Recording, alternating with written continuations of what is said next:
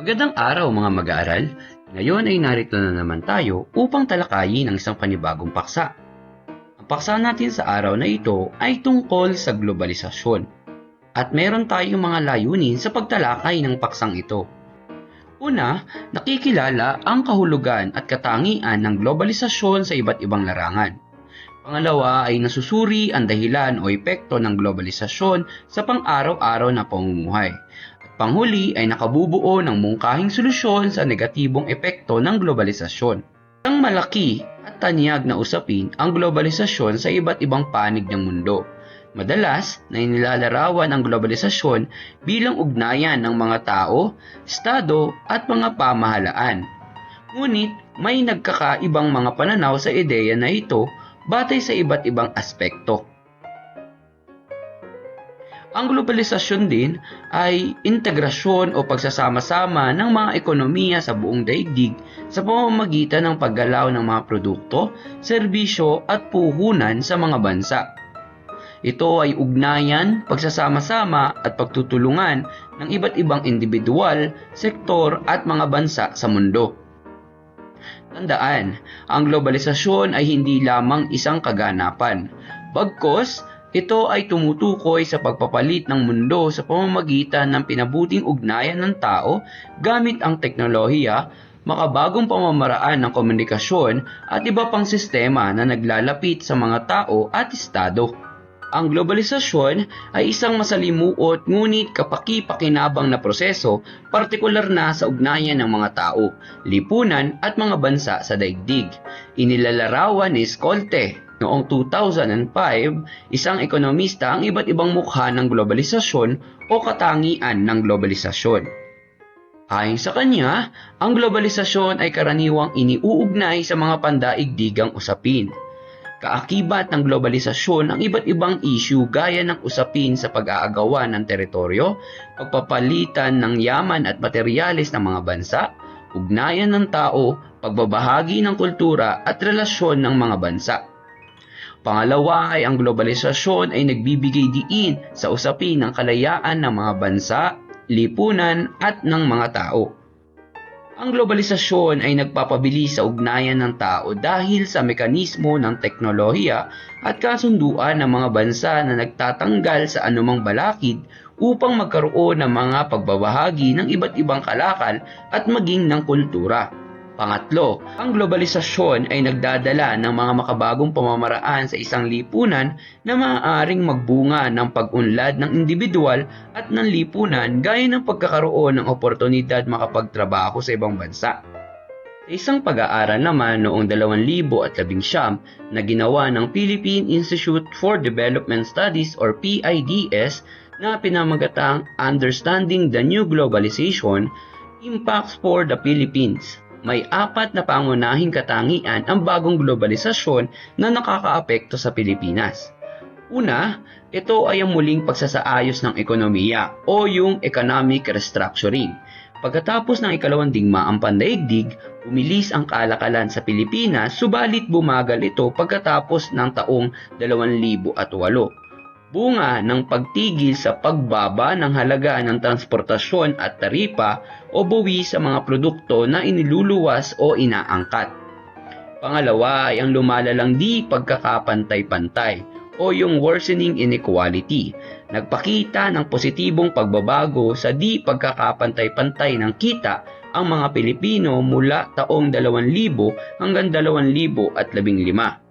Ito ay iniugnay sa pagbaba ng antas ng kahirapan noong 2012 hanggang 2015 kung kailan bumaba ito ng 1.2% kada taon. Pangatlo ay ang pandaigdigang produktong pampubliko o yung global public goods. Ito ay mga produktong napakikinabangan ng lahat ng mamamayan sa daigdig tulad ng bakuna at pandaigdigang seguridad. Noong taong 2017, gumastos ang Pilipinas ng halos 200 bilyon para sa adaptasyon at pagpapagaan sa pagbabago ng klima na inaasahang makaambag sa pagpapabuti ng kondisyon ng daigdig. At panghuli ay ang panlipunang pagtitiwala at pag-ugnay. o social trust and cohesion. Ang panlipunang pagkakaisa ay binubuo ng pagkakapantay-pantay sa pagkakataong makibahagi sa ekonomiya, lipunan at politika, at pagtitiwala ng mga mamamayan sa mga institusyon. Sa pangkalahatan, ang globalisasyon ay instrumento sa pagtaas ng antas ng pamumuhay sa mga umuunlad na bansa. Subalit, maaari itong magkaroon ng negatibong epekto sa mga lokal at umuunlad na ekonomiya at individual na manggagawa. Halina't isa-isahin natin ang nagpapakita ng positibo at negatibong epekto ng globalisasyon. Ang globalisasyon ay may epekto sa mga sumusunod na aspekto. Una, ekonomiko. Pangalawa ay politikal. Pangatlo ay kultural. Pang-apat, lipunan. Panglima ay teknolohiko. Panghuli ay ang moral. Tunghayan natin ang nagpapakita ng positibo at negatibong epekto ng globalisasyon sa bawat aspekto. Una, sa aspektong ekonomiko. Mula sa pagsisimula ng kasaysayan, ang tao ay nakikipagkalakalan na sa kanyang kapwa para tugunan ang pangangailangan niyang mabuhay. Narito ang mga epektong pang-ekonomiko. Para sa positibo, una, narito ang pagtaas ng oportunidad sa malayang kalakalan ng mga bansa. Nagpapahintulot sa mga negosyo sa mauunlad na bansa, mamuhunan sa mauunlad na bansa. Sunod ay ang pagpapahintulot sa mga kumpanya na humanap ng mas murang paraan sa paggawa ng mga produkto. Pangatlo ay ang pagtaas ng pandaigdigang kompetisyon na nagpapababa naman ng presyo at nagbibigay ng mas maraming opsyon sa mga consumer. Pang-apat ay ang pagbilis ng transportasyon ng mga produkto dahil sa paliparan, daungan at lansangan. Panghuli ay ang paglikha ng empleyo, pagpapasweldo at pagtaas ng antas ng pamumuhay dahil sa pamumuhunan ng ibang bansa na nagdudulot ng kaunlaran. Para naman sa negatibong epektong pang-ekonomiko, narito ang pagtaas ng demand at paggamit sa likas na yaman ng bansa upang matugunan ang pangangailangan ng daigdig. Nariyan din ang pagkontrol ng mayayamang bansa sa kondisyon ng kalakalan sa pamamagitan ng pagkolekta ng taripa sa inaangkat na produkto mula sa ibang bansa. Pangatlo ay pamumuhunan ng mga kumpanyang multinasyonal sa mga umuunlad na bansa dahil sa mababang sweldo rito. Pang-apat ay ang pagpili sa mga lokal na kumpanya na ibaba ang sahod ng kanilang mga manggagawa dahil sa kompetisyon sa mga kumpanyang multinasyonal. Panghuli ay ang pagtaas ng demand para sa murang lakas paggawa sa iba't ibang industriya na dahilan ng paglala ng pagtatrapiko ng tao bilang trabahador. Dumako naman tayo sa aspektong politikal. Ito ay mauugat rin sa malalim na ugnayan ng bansa at mundo. Ang iba't ibang kabiasnan sa mundo gaya ng Griego, Romano at Tsino ay naitatag at napagtibay dahil sa malayang ugnayan ng mga tao sa pamamagitan ng pakikipagkalakalan, pagbabahagi ng kaalaman at pagpapalitang lahi. Narito ang mga epektong politikal. Para sa positibo, nandito ang pagliit ng posibilidad ng digmaan dahil makasisira ito sa ekonomikong integrasyon at relasyon ng dalawang bansa sa umaasa sa isa't isa. Pangalawa ay ang pagbubukas ng oportunidad para sa mas malalim na diplomasya, negosasyon at kooperasyon ng mga bansa. Pangatlo ay ang pagiging mas mahalaga ng papel ng mga internasyonal na organisasyon tulad ng United Nations at World Trade Organization. Pang-apat ay ang pagpapalakas ng demokrasya at mga karapatang pantao sa pamamagitan ng mas mabilis na pagpapakalat ng impormasyong tungkol dito. At panghuli ay ang pagliit ng posibilidad ng digmaan dahil makasisira ito sa ekonomikong integrasyon at relasyon ng dalawang bansa sa umaasa sa isa't isa. Para naman sa negatibo, nandito ang pagkawala ng bahagi ng soberanya ng isang bansa dahil sa ilang patakaran at desisyon ng kontrolado ng mga internasyonal na samahan. Pangalawa ay ang pagiging bukas ng isang pamahalaan sa pandaraya o korupsyon para makuha ang ibibigay ng mga dayuhang namumuhunan. Pangatlo ay ang panghimasok ng malalakas na bansa sa mga patakaran ng maliliit na bansa. Pang-apat ay ang pagtutol ng ilang lokal na apektadong sektor sa mga patakarang nag-aangkop sa pandaigdigang ekonomiya. At panghuli ay mas mataas na pagtugon ng mga bansa sa mga kasunduang pangkalakal kaysa proteksyon ng mga karapatang pantao. Sunod naman ay pangkultural at panlipunan o sosyo-kultural. Mauugat ang globalisasyon sa pangangailangan ng tao na makipag-ugnayan at makipagkapwa. Para sa epektong sosyo-kultural, narito ang epektong positibo. Pagtatanggal ng mga kultural na hadlang upang lumikha ng pandaigdigang pamayanan. Pangalawa ay ang pagpapadali sa akses sa kulturang banyaga katulad ng pagkain, pelikula, musika at sining. Panghuli ay ang pagpapadali sa ugnayan ng mga tao gamit ang wikang nauunawaan ng marami gaya ng Ingles. Para sa negatibong epektong pansosyo-kultural, narito ang pagkawala ng kultural na pagkakakilanlan ng mga bansa dahil sa impluwensya ng ibang kultura, media at produkto na maaaring magpahina sa mga tradisyon ng sariling kultura. Pangalawa ay ang pagkakaroon ng tunggaliang kultural na nagdudulot ng tensyon at hindi pagkakaunawaan. Pangatlo ay ang pagiging materyoso ng mga tao dahil sa mataas na focus sa pagkonsumo. Panghuli ay ang pagtutol ng ilang lokal na apektadong sektor sa mga patakarang nag-aangkop sa pandaigdigang ekonomiya. Para naman sa aspektong teknolohiko, narito ang positibo. Una ay ang pagtaas ng antas ng kaalaman ng mga tao tungkol sa mga pandaigdigang issue dahil sa pag-unlad ng teknolohiya at komunikasyon.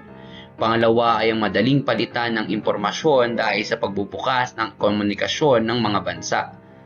Pangatlo ay ang pagtataguyod ng mga inobasyon o mahuhusay na ideya gaya ng pagnanais na magkaroon ng mataas na kita. Pang-apat ay ang pagkakaroon ng malawakang ugnayan ng mga tao sa daigdig dahil sa paggamit ng social media. Panghuli ay ang pagkakaroon ng mas malawakang akses sa mga pananaliksik upang humanap ng solusyon sa mga hamong pangkapaligiran at pangkalusugan. Para sa negatibo, nandito ang pagpapataas ng emisyon ng GHG or greenhouse gases sa atmosfera dulot ng paggamit ng sasakyan, makina sa pabrika at iba pa. Pangalawa ay hindi pantay na akses sa edukasyon, impormasyon at oportunidad kung hindi lahat kagagamit ng teknolohiya at internet. Pangatlo ay ang pagiging palaasa ng mga bansa sa teknolohiya at produktong teknolohiko. Pang-apat ay ang pagkawala ng trabaho ng mga manggagawa dulot ng otomasyon at artipisyal na intelihensya sa mga industriya. Panghuli ay ang pagkakaroon ng mga issue sa seguridad sa paggamit ng teknolohiya dahil mas madaling makuha, gamitin o ipakalat ang impormasyon. Para naman sa aspektong moral, para sa positibo, nandito ang instrumento bilang pagsasama-sama ng mga bansa para sa iisang layunin, gaya ng paghahanap ng solusyon para sa isyong pangklima at pangkaunlaran. Pangalawa ay ang pagtuon sa panlipunang responsibilidad ng mga kumpanya bilang aksyong nakabatay sa etika. Pangatlo ay ang pagpapalalim sa paggalang sa mga karapatang pantao dahil sa pagtaas ng pag-unawa ng mga tao sa kanilang responsibilidad sa isa't isa. At panghuli ay ang pagkakaroon ng respeto at pag-unawa sa iba't ibang paniniwala at tradisyon dahil sa mas malawak na ugnayan ng iba't ibang kultura. Para naman sa negatibo, nandito ang paglikha ng mauunlad na bansa ng mga produktong nakasasama sa kapaligiran, kaunting batas at regulasyon tungkol sa pangangalaga ng kalikasan. Pangalawa ay ang pagkawala ng mga tradisyonal at moral na pamantayan dahil sa impluwensya ng mga dayuhang kultura. Pangatlo ay ang pagkiling ng mga kumpanya sa pagpapasya batay sa kita sa halip na moral na pamantayan tulad ng patas na pagtrato sa mga manggagawa. At panghuli ay ang kawalan ng empatya dahil hindi pagkilala sa mga tunay na damdamin at pangangailangan ng iba dulot ng epekto ng koneksyon sa social media. Lalo pang umiigting na globalisasyon, isang kritikal na aspekto ang pagkakaroon ng mga batas at organisasyong pandaigdig upang lutasin o tugunan ang mga isyong ekonomiko at sosyal.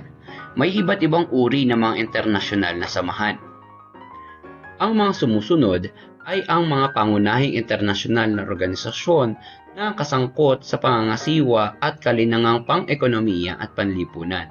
Narito ang mga pandaigdigang organisasyon. Una ay ang United Nations. Itinatag noong ika-24 ng Oktubre taong 1945. Ito sa kasalukuyan ay may 173 na kasaping estado. Layo nitong itaguyod ang pandaigdigang kapayapaan, katatagan, karapatang pantao at kaunlarang ekonomiko. Sunod ay ang World Trade Organization. Itinatag noong ika-1 ng Enero taong 1975 na mayroon na itong 166 na kasapi at 23 pamahalaang tagamasid. Layo nitong pangasiwaan ang pandaigdigang kalakalan at matiyak ang patas na pagtrato sa lahat ng mga kasapi sa pamamagitan ng pagresolba sa alitang pangkalakalan. Pangatlo ay ang International Monetary Fund. Binuo ito noong Hulyo 1944 at nagsimulang gumawa noong ika-27 ng Desyembre taong 1945. Layo nitong magsulong ng pandaigdigang kooperasyon sa pananalapi, kalakalan at ekonomiya. Pang-apat ay ang World Bank. Tinatag noong Hulyo taong 1944. Mayroon ito ngayong 189 na kasaping bansa. Misyon nitong wakasan ang matinding kahirapan at magtaguyod ng napapanatiling kaunlaran sa pamamagitan ng pagpapautang sa mga bansa at pagbabahagi ng kaalaman sa pagsuporta sa paglagong ekonomiko at paglinang ng edukasyon, kalusugan, kalikasan at iba pa. Sunod ay ang International Chamber of Commerce. Itinatag noong 1919. Ito ngayon ay may kasaping 124 na bansa. Layo nitong isulong ang pandaigdigang kalakalan at pamumuhunan bilang mga instrumento para sa inklusibong paglago ng kaunlaran. Sunod ay ang International Labour Organization. Itinatag noong ika-11 ng Abril taong 1919.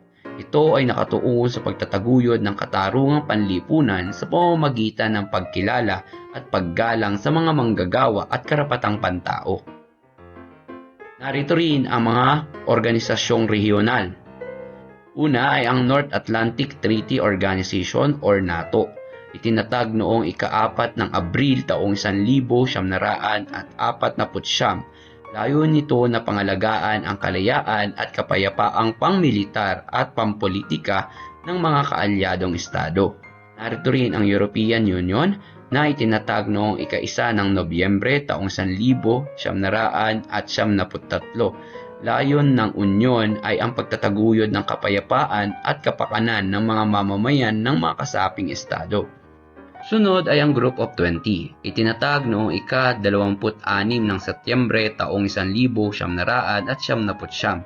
Layon nito na magkaroon ng mga polisiya na magpapalakas ng ugnayan ng mga kasaping estado tungo sa pagtamo ng matatag at likas kayang pag-unlad.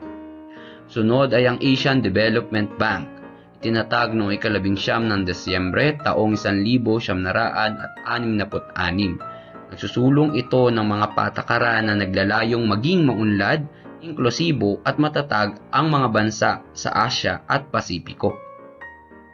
At panghuli ay ang Organizational o Petroleum Exporting Countries. Itinatag noong ika-14 ng Setyembre taong 1960. Ito ngayon ay may 12 kasaping bansa. Ito ay may pangunahing layo na tiyakin ang pagkakaroon ng patas at matatag na presyo ng langis at petrolyo at mahusay at regular na supply ng mga produkto sa pamamagitan ng pangkaisipang patakaran. Hanggang dito na lamang po ang talakayan natin sa araw na ito. Sana ay marami kayong natutunan. Paalam!